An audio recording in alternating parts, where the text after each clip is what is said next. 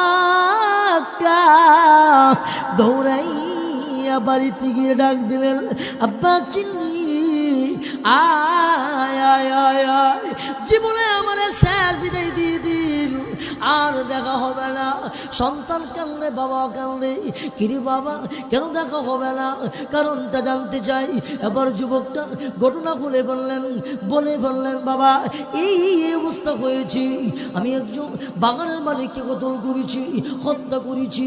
জুমার নামাজের পড়ি খলিফাতুল মুসলিমিন ওমরের সিদ্ধান্ত আমাকে ফাঁসির মঞ্চে দেওয়া হবে, এই দুনিয়াতে দেখা হবে না, কঠিন কিয়ামতের ময়দানে আল্লাহর জান্নাতে সাক্ষাৎ হবে।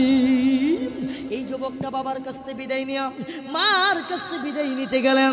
মার কাছে গিয়ে বললেন, ও মা আমার জীবনের শেষ বিদায় দিয়ে দাও, আর সাক্ষাৎ হবে না।